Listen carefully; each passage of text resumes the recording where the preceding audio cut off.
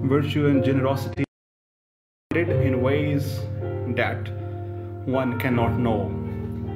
Nelson Mandela. अस्सलाम सामीन, और आज की इस कन्वर्सेशन में हम एक छोटी सी सीरीज़ स्टार्ट करने लगे हैं, और इस सीरीज़ में हम बात करेंगे एक ग्रेट शख्सियत के बारे में, उनकी लाइफ के कुछ एक्सपीरियंस के बारे में, और कालों की ज़िंदगी जो अफ्रीकन्स थे उनकी ज़िंदगी एक बंदे ने चेंज की। और ये कहा जाता है कि हिस्ट्री में एक शख्स ही ऐसा होता है जो बदल के रख देता है सब कुछ। और जब अफ्रीकन्स को के ऊपर हुकूमत हो रही थी गोरों की, उन कालों को उनके राइट्स नहीं मिल रहे थे, तो उस टाइम पे एक शख्सियत जिसको नेल्सन मंडेला के नाम से पुकारा जाता है, वो उठा और उसने अफ्रीकन्स को उनके राइट्स दिलाए। उसने अपनी किताब लिखी, उस किताब का नाम था लॉन्ग वॉक टू फ्रीडम। उस किताब में उसने अपने तासरात लिखे। आज उस किताब का पहला जो हिस्सा है उसका जो कंट्री चाइल्डहुड, उसके बारे में बात करेंगे। और जहाँ पे ये क्राइसिस का टाइम है, कोविड-19 की वजह से ज़िंदगी स्टक हो चुकी है, लोग घरों में हैं, तो उस टाइम पे हमें ज़रूरी है कि हम ऐसी शख्सियात को जाने जिन्होंने क्राइसिस में टाइम देखा। अब नेल्सन मंडेला ने 27 साल अपनी ज़िंदगी के जेल में गुजारे। अभी तो कोविड-19 को हुए कुछ ही टाइम हुआ है और ज़िंदगी एकदम से रुकी हुई है, लोग अपने घरों में हैं। लेकिन ज़रा सोचें कि 27 साल उस जेल की कोठड़ी में उस बंदे ने गुजारे, और उसके बाद उसने हिस्ट्री को बदल के रख दिया। और उसके बाद उसी का असर था कि बराक ओबामा पहला वो अफ्रीकन अमेरिकन था जो यूएस का प्रेसिडेंट बनता है। और तारीख में जो कालों के साथ ज़्यादतियाँ हो रही थी, उन्हें ट्रेन्स के ऊपर अगर वो बैठे होते, जैसे अमेरिका में हो रहा था कि अगर वो ट्रेन के ऊपर बैठे होते और कोई सीट ना होती, तो कालों को उठना पड़ता था कि गोरे आके उनकी जगह पे बैठ जाएं। और उनको ऐसे होटल्स में नहीं एंटर होने दिया जाता था जहां पे गोरे खाना खाते हैं। ऐसी शहरगाहों में उनका एंट्री नहीं थी जहां पे गोरे जाते हैं। सो उनको एक डिफरेंट तरह से ट्रीट किया जा रहा था। और अगर आप हिस्ट्री उठा के देखें तो स्लेव ट्रेड में सबसे ज़्यादा कालों की स्लेव ट्रेड हुई है यूरोपियन हिस्ट्री में। और उनको आप कहें कि शायद ह्यूमन का दर्जा भी उन्हें ना दिया जाता, राइट्स तो दूर की बात। तो ये नेल्सन मंडेला था जो अपने बचपन ही में सोचता था कि हम इन गोरों को ऐसे देखते हैं जैसे हम खुदाओं को देखते हैं, उनकी रिस्पेक्ट हमारे ऊपर वाजिब है। लेकिन फिर इसने सोचा कि ऐसा हमेशा नहीं होगा। इसने चेंज करने का सोचा, और फिर इसने चेंज किया, और पहला अफ्रीका का ब्लैक अफ्रीकन्स में से ये लीडर बना। और उसके बाद गोरों का रूल ख़त्म हुआ, और अफ्रीकन्स आज भी नेल्सन मंडेला को एक डेमी गॉड की तरह कंसिडर करते हैं, जैसे ग्रीक्स कंसिडर करते थे डेमी गॉड्स, वो वैसे ही उसको प्रेज करते हैं। तो लॉन्ग वॉक टू फ्रीडम जो नेल्सन मंडेला की किताब है, उसके बारे में थोड़ी सी बात करते हैं, जो उसने अपनी ऑटोबायोग्राफी लिखी, उसके चाइल्डहुड के बारे में। कहता है कि मैं थिम्बू रॉयल हाउस हमारा था, उसमें मेरे जो बाप था, वो जो रूलर्स था ना वहाँ का ट्राइब का, उस ट्राइब एडवाइस देता था। तो मंडेला जब छोटा था तो इसको भी यही बताया गया कि भाई आपने जब बड़े होना है तो आपको भी ये जो ट्राइब के रूलर हैं ना, इनको एडवाइस करनी है, आपने भी काउंसल करना है इनको, ठीक है। सो उसको वैसे ही ट्रीट किया गया। अब जो उसका अफ्रीकन नेम था ना, वो नेल्सन मंडेला इसका अफ्रीकन नाम नहीं था। पहले इसका नाम था बड़ा हंसी वाली बात है, कोई अजीब सा रोली हलाला, ठीक है। गोरे जो थे ना वो इन अफ्रीकन्स के इन नामों से इनको प्रोनाउंस भी नहीं करते थे, यानी वो इनको इतना अनसिविलाइज और गंवार सा कंसिडर करते थे, ठीक है। और इसके नाम का मतलब था ट्रबल मेकर, यानी कि ऐसा इंसान जिसने कुछ ना कुछ ट्रबल क्रिएट करना है।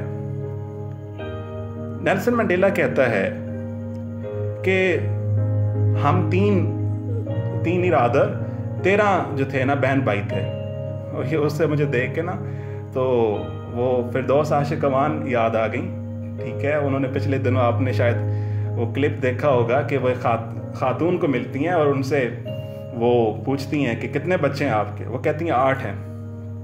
तो वो उनसे कहती हैं कि आपके हस्बैंड को इसके अलावा कोई और काम नहीं है। हाँ, सो अफ्रीका में शायद ये एक मोनोगमी का ट्रेडिशन था। नेल्सन मंडेला का जो बाप था उसकी 4 बीवियां थी, ठीक है, और ये 13 थे बहन भाई, ठीक है। और इसका जो बाप था उसकी जो तीसरी बीवी थी ना फैनी, उसमें से ये पैदा हुआ नेल्सन मंडेला। अब मंडेला जो नाम है ना मंडेला, ये इसके दादाजी का नाम था मंडेला, ठीक है। और नेल्सन इसका नाम तब रखा गया जब ये पहली बार स्कूल गया, ये भी हम देखेंगे। पहले अब इसका एक्सपीरियंस जो स्कूल का था, इसकी फैमिली में इससे पहले कोई ऐसा बंदा नहीं था जो स्कूल जाता, यानी ट्रेडिशन नहीं था, कल्चर नहीं था स्कूल जाने का, ठीक है। तो नेल्सन मंडेला कहता है कि मेरा बाप जो है ना वो बड़ा प्राउड किस्म का था, क्योंकि अपने ट्राइब का वो चीफ सा था, उसे बड़ा फख्र होता था अपनी सारी चीज़ों के ऊपर। तो अहमद हसन पंजुत्ता क्या कहते हैं जी, इकबाल का वो शेर सुना दें। अच्छा जी, ठीक हो गया, फिर सुनाएंगे ज़रा अभी। अच्छा, तो इसका जो बाप था वो बड़ा प्राउड था अपने लिहाज से, और वो जो काम करता था उसमें बड़ा ज़िद्दी भी था, उससे बड़ा पैशनेट भी था। तो मंडेला कहता है कि मैं अपने बाप को देख के ना उसकी जो स्टबर्ननेस थी, उसकी जो प्राउडनेस थी अपने काम के बारे में, मैं वो देख के मैं उससे इंस्पायर होता था और मैंने उससे बड़ा सीखा, ठीक है। फिर मंडेला कहता है हमारा जो अफ्रीकन कल्चर है ना वो ईस्ट के लोगों से या यूरोप के लोगों से मुख्तलिफ है। अच्छा, अब हमारे यहाँ क्या है, यहाँ पे ये होता है ना कि अगर आपके कोई चचा का बेटा है तो आप उसको क्या बोलोगे, कज़न बोलोगे, ऐसे ही है जी। वहाँ पे अफ्रीका में ये कॉन्सेप्ट ही नहीं था, यानी अगर आपके चचा का जो बेटा है आपने उसको कज़न नहीं बोलना, आपने उसको भाई बोलना है। चचा को वो चचा नहीं बोलते थे, चचा को फादर बोलते थे, ठीक है। तो एक फैमिली की तरह वो रहते थे। मंडेला जब 5 साल का हुआ तो ये हर्ड बॉय बन गया, यानी भेड़ बकरियां चराना शुरू कर दी उसने। अच्छा, ये भी कभी सोचे ना कि मुझे ये पढ़ के थॉट आई कि बहुत सारे ऐसे पैगंबर हैं जिन्होंने भेड़ बकरियां चराई, रसूलुल्लाह ने भी भेड़ बकरियां चराई। तो उससे क्या आप सीख सकते हो? ऐसे जो लोग होते हैं ना जो बहुत सारी फ्लॉक को, शीप को लेके जा रहे होते हैं, ये नेचर के बहुत करीब होते हैं। फिर आप सोचे ना कि रसूलुल्लाह सल्लल्लाहु अलैहि वसल्लम से पत्थर क्यों कलाम करते थे, या दरख्त उनसे क्यों बातें करते थे, या पहाड़ उनसे कैसे कम्युनिकेट करते थे? क्यों? क्योंकि वो उनको अंडरस्टैंड करते थे, वो वही रास्ते और उन्हीं रास्तों से वो जाते थे। तो ये जो आपके जो ये लोग होते हैं ये नेचर से बहुत ज़्यादा करीब होते हैं। So Nelson Mandela was also the one, he was a herd boy at the age of 5। तो इसने भेड़ बकरियां चराना शुरू की, अपनी उस क्लैन की वो रिस्पॉन्सिबिलिटी लेना शुरू हो गया, और he was considered as a man. तो अफ्रीका में कल्चर था कि उनके जो बच्चे थे उनको वो स्टार्ट से ही ऐसी ट्रेनिंग देते थे ताकि वो बड़े हार्ड किस्म के बंदे बने, वॉरियर टाइप। तो वो कहता हमारी गेम्स भी ऐसी होती थी। अब एक बार ना वो एक एक्सपीरियंस बताता है, कहता है नेचर हमारा प्लेग्राउंड था।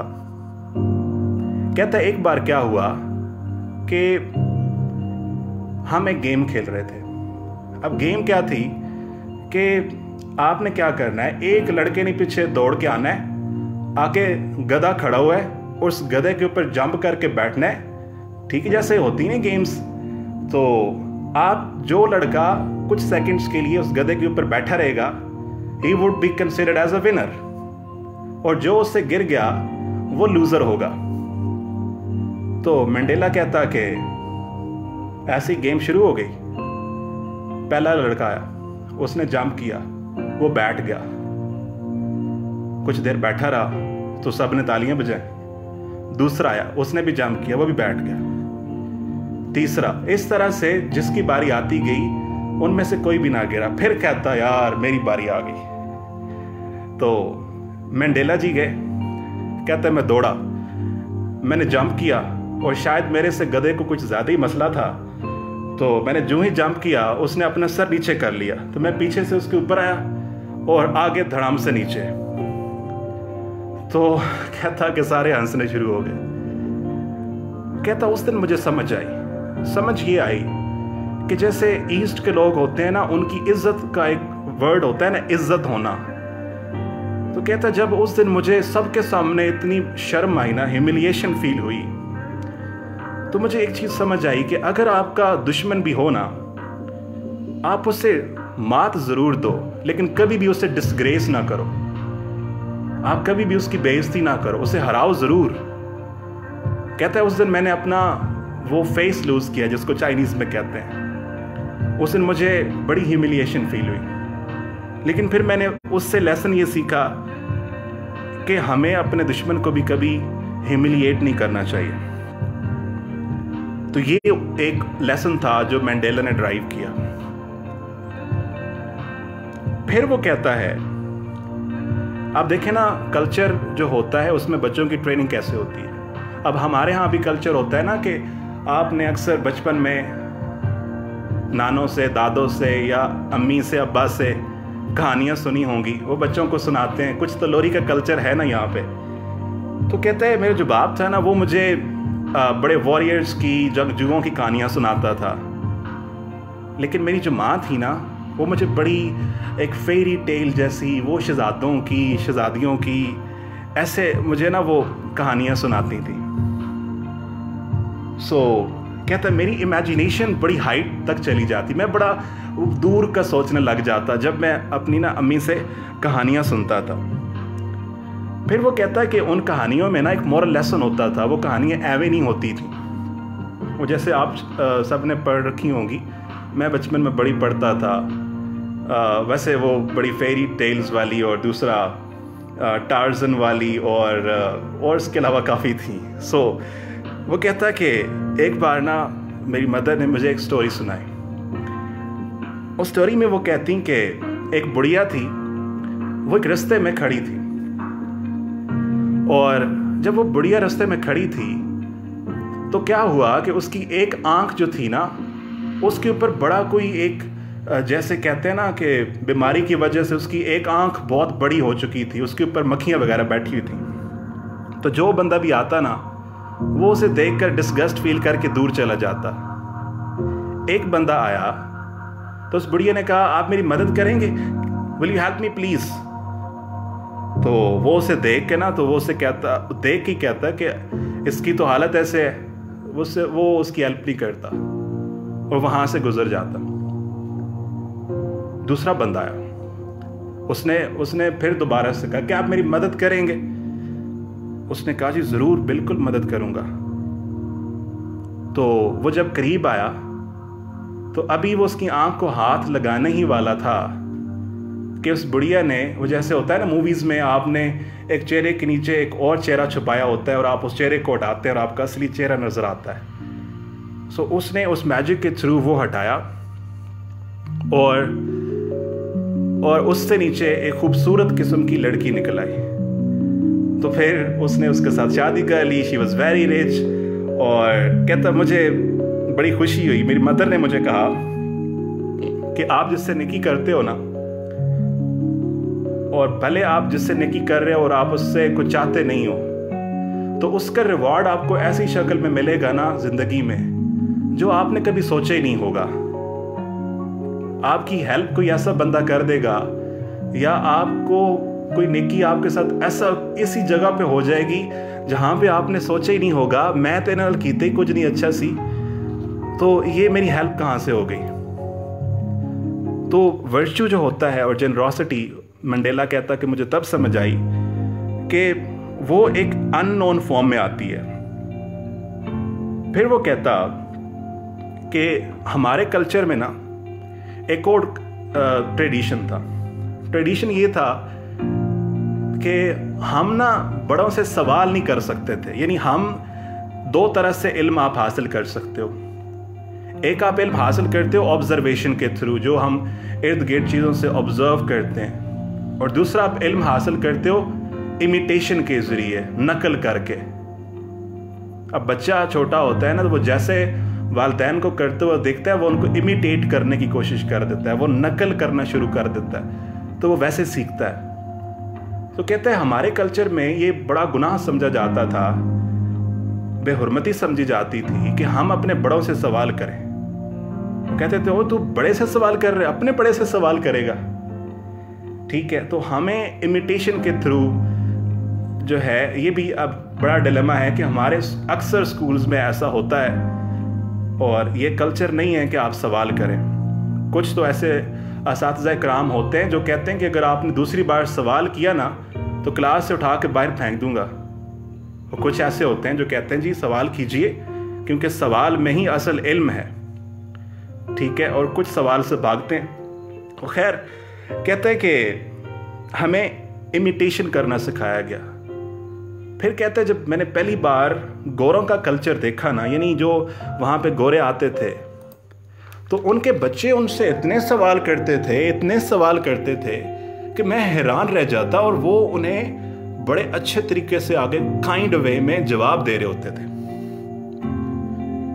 तो ये उसका एक्सपोजर था जो उसको समझ लगा। फिर जैसे मैंने शुरू में बताया ना कि जब वो गोरों को देखते थे, अब ये डिफरेंस है उस टाइम के कालों में और गोरों में दिखने का, तो वो उनको तस्वर करते थे जैसे वो खुदाओं की तरह, जैसे उन्हें रिस्पेक्ट करना ज़रूरी है, जैसे उसके बगैर कोई चारा नहीं है। ठीक है, तो गोरों को वो इतनी रिस्पेक्ट और इतनी इज्जत देते थे। और फिर उसके बाद वो कहता है कि ये मज़े का एक्सपीरियंस है, और आखिरी हमारी आज की बात भी है नेल्सन मंडेला के चाइल्डहुड के एक्सपीरियंसेस में से पहली बार स्कूल। वैसे आप लोगों को भी याद होगा कि आप लोगों का जो पहला स्कूल का दिन था, मुझे बड़ा अच्छी तरह से याद है। ठीक है, वो ऑलवेज स्पेशल होता है ना कि बंदा पहली बार जब स्कूल जाए, पहले दिन स्कूल जाए, वो एक्सपीरियंसेस कैसे होते हैं ज़रा जहन में लाएं। तो मंडेला कहता है कि हमारे ना पूरी फैमिली में कोई ऐसा बच्चा नहीं था जो स्कूल गया। He was the first one, जिसको उसकी मदर ने डिसाइड किया था कि हम तो नहीं पढ़ सके, लेकिन इस बच्चे को ज़रूर पढ़ाएंगे। उस टाइम पे वहाँ पे क्रिश्चियन मिशनरी स्कूल थे, क्रिश्चियंस वहाँ पे काफ़ी थे गोरे, तो वो उसी स्कूल में उन्होंने भेजना था। तो फिर कहता कि अब वो बड़े गरीब थे ऑब्वियसली, तो यूनिफॉर्म नहीं थी, अब क्या करें। तो फिर कहता कि मेरे ना बाप ने ये किया। उसके बाद ना ट्राउज़र था, एक पेयर, ट्राउज़र्स का एक पेयर था अपने, उसके जो बड़े ट्राउज़र्स थे, उसमें से ना उसने पीस काटा, बड़ा सा पीस था। पहले वो कहता हम ना कंबल सा ओढ़ते थे, पूरी पूरी बॉडी के ऊपर ना एक कंबल वेस्ट के गिर्द बांध के उसको इधर शोल्डर के पास लटका देते थे। तो यानी हमने पहले कभी ऐसा ड्रेस पहना नहीं था। तो कहता है कि अब ऑब्वियसली स्कूल के लिए आप यूनिफॉर्म चाहिए। तो अब्बा जान ने क्या किया, उन्होंने ट्राउज़र लिया, उसको दरमियान में से काटा, और फिर क्या किया, मेरी वेस्ट के गिर्द बांध के ना एक रस्सी ली और रस्सी के साथ उसको बांध दी। कहता है मैं क्लाउन लग रहा था, मैं जस्ट अब इन, ठीक है, लाफिंग स्टॉक। तो कैसा दिखता हूँगा, कॉमिकल साइड था, हंसने वाला, मुझे खुद बड़ी हंसी आई। लेकिन फिर वो कहता है मैंने पूरी ज़िंदगी अपनी जितने अच्छे ड्रेस पहने हैं ना, मुझे उनमें वो मज़ा नहीं आया जो मुझे वो पहले दिन अबू ने वो ड्रेस पहनाया था। जितना मैं इंस्पायर उस दिन था ना, जितना मैं मोटिवेट किया, जितना मैं उस दिन मुझे अच्छा लगा, इतना मुझे बड़े फाइनेस्ट ड्रेस पहन के भी कभी मज़ा नहीं आया जितना वो एक छोटा सा एक कॉमिकल सा फिगर में बना हुआ था उस दिन। तो खैर वो कहता कि हम स्कूल गए, that was our first day, और जो हमारी मैडम थी ना, उन्होंने कहा कि आज हम आपको नाम देंगे। जो वहाँ उस टाइम पे जो गोरे थे ना, वो कालों को उनके असल नाम से नहीं पुकारते थे। जैसे मैंने कहा ना, इसका नाम शुरू में रोही लाला, ठीक है। वो जो मैडम थी वो कहती हम ना आपको नाम देंगे, ठीक है, और इंग्लिश नाम देंगे, क्योंकि अफ्रीकन नाम तो वो पुकारते नहीं थे। वो कहता है, मंडेला कहता है कि शायद उन्हें डिसगस्ट फील होती थी हमारा नाम लेते हुए भी। तो वो कहती हैं कि हम आपको ना आपके असल नाम से नहीं पुकारेंगे। तो वो मुझे कहती, hey you are Nelson from now onwards, आपका नाम नेल्सन है। तो कहता मुझे नाम दिया कि नेल्सन, शायद ये कोई पुराना कोई लॉर्ड था नेल्सन, उसका नाम था, तो मुझे नेल्सन। और मंडेला चूंकि मेरे ग्रैंडफादर का नाम था, तो वहाँ से मेरा नाम कंप्लीट हो गया, and I was renowned as Nelson Mandela. और फिर वो कहता है जब वो 9 साल का था, तो उस टाइम पे नेल्सन मंडेला जो है उसके फादर की डेथ हुई, and that was the turning point of his life, when there was nobody around to help him out in such a way कि उसके फादर लाइक फिगर जिसको वो हमेशा से देखता था। तो 9 इयर्स का जब वो हुआ, तो उस टाइम पे उसके फादर की डेथ हो गई, and he had to leave that place called Qunu, ठीक है। उस कुनू जो एरिया था उसको, उसके बाद वो एक और सफ़र के ऊपर चला गया, और ये हम अपने अगले फेज़ में डिस्कस करेंगे। तो आज के लिए मैंने सोचा कि नेल्सन मंडेला की लाइफ का कुछ हिस्सा पार्ट्स में करके हम डिस्कस कर लें, ठीक है, ताकि मेरी तरफ से कोई वैल्यू ऐड हो जाए। और कोविड-19 ने जहाँ पे लाइफ को स्टक किया हुआ है, वहाँ पे ये सीखने और सिखाने का जो कारवां है वो चलते रहना चाहिए। हम रोज़ाना की बेसिस के ऊपर सीखें, और जहाँ पे हम घर में हैं तो खुदा की एक ब्लेसिंग ये भी हो सकती है कि हम नया पढ़ सकते हैं, हम नया सीख सकते हैं। और stay blessed. That was from my side. Thank you all. Thanks.